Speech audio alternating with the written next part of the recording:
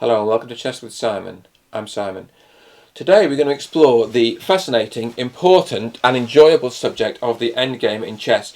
So playing a game of chess and seeing that you can swap down into a one endgame is a fantastic feeling. Or if you're under pressure and you're worried you might lose, being able to swap down into a drawn endgame, or maybe you just need a draw for the team or for the tournament position, being able to swap down into a drawn endgame is so handy.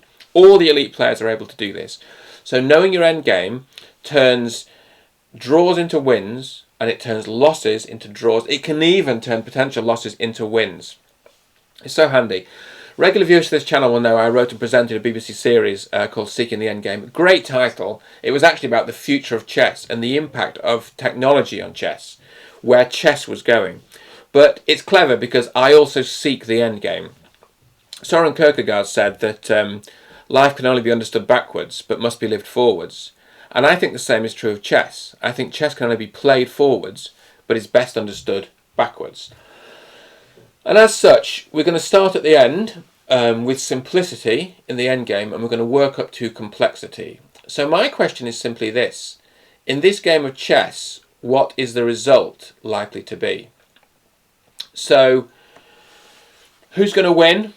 Who's going to lose? Could it be a draw? So black's not going to win, because black has lost all of his pieces and pawns and so is unable to win. But actually the result depends on who it is to move. So with white to move, the only move that doesn't immediately lose the pawn is king d6. After king d6, black has no legal move, but black is not in check, and so it's a draw by stalemate. Now, if it were black to move, it's different, because black does have a legal move, king c7. And this then allows the white king to move to e7, which is a key square of the e-pawn. So what we mean by a key square is this allows the pawn to promote. The white king is now defending the promotion square and is stopping the black king getting in the way. So this move ensures promotion of the pawn, and usually entering the key squares of a pawn wins the game. Now, it's possible that black can also sometimes promote a pawn, and so it's more complicated. But in this position, that's out of the question because black has no pawns. But in general, entering the key squares of a pawn is a very good thing to do in the endgame, and it's often a winning move. So white plays king e7, the black king just has to run, and then white can promote to a queen. Now, we cover the idea of mating with king and queen against king in our elementary strategy and tactics video, but let's just go over it here, because we'll only do it once, but it's really pretty. So king b5, so what the queen does is basically just follow the king in a knight's move. Queen c7, so it's just shadowing the king in this knight's move and basically pushing the king into the bottom left corner. This is a really helpful technique to know if you are playing bullet or blitz, if you've got very little time left, because it's really mechanical. Now, the king goes to the corner to a1, and then what white does is bring up his king to support the queen. What white does not play is queen b3, because this is stalemate. This is really annoying. So don't keep going with the queen. It stops there, and then you bring up the king.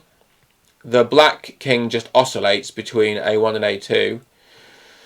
King comes to c3, and then the queen can come in, b2, checkmate. So white wins. So the important concept here is that the win depends on who it is to move. This concept is described as Zugzwang. So when a player needs to move, but would rather not move, you say he's in Zugzwang. So what black would like to do here is just pass and just camp on the square d8. And then white could not remove the king. But that's not how the rules of chess work. You've got to take it in turns to move, so black has to move. And it's very unwelcome. So black plays king c7, and then this allows white to control the queening square and then queen the pawn, and after that it is just a formality, really. So I hope you've enjoyed that. This is video number 1. We're going to do a bunch more. If you have enjoyed it, please hit the like button. And if you want to see the rest of the videos, please hit subscribe or hit the notification bell. I don't know how many of you have spotted Chewy in the background. There he is on the bed relaxing. I do have a plate of cat food here. And I feel it's only fair to offer it to him. Chewy does like eating cat food, particularly the cat's cat food. Chewy! Chewy, you want some cat food? He's coming for the cat food. Come on, mister. Ugh. So I hope lockdown is not too bad. If you are in lockdown, some countries are not in lockdown. But I hope lockdown's not too bad. I hope you're all keeping well and enjoying your chess. And Chewie and I very much look forward to seeing you next time for more Endgames. Okay, I'll let him finish that a bit later. Keep well, everybody. Say goodbye, Chewie. Bye-bye.